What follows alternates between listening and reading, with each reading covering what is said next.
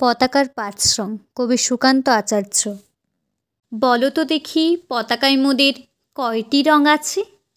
শিক্ষক এসে শুধালেন হেসে দ্বিতীয় শ্রেণীর কাছে। একসাথে মিলে সব ছেলে বলে চিৎকার করে জোরে, ৩টি বর্ণ রয়েছে রাঙানো জাতীয় পতাকা জুড়ে।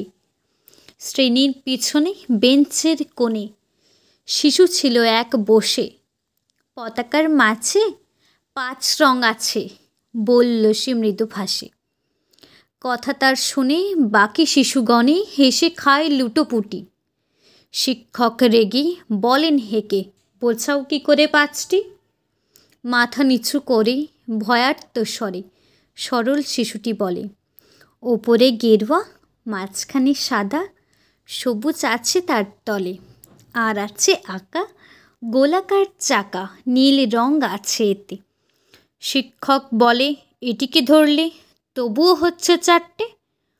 অবোধ শিশুটি বলল তখন, রং আছে আরেক, লাল লাল ছোপ, দাগ দেখা যায় ওই পতাকার মাঝে। বাবাকে যখন আনলে ওরা কফিনের ঢাকা খুলে, জড়ানো রয়েছে দেহখানা তার পতাকা আর ফুলে। রক্তের দাগে ছিল লাল ছোপ ওই পতাকার মাঝে। এই নিয়ে মোট হলো ৫টি, এবার তো ঠিক আছে? সরল শিশুটির জবাবখানি কাঁপিয়ে দিল বুক।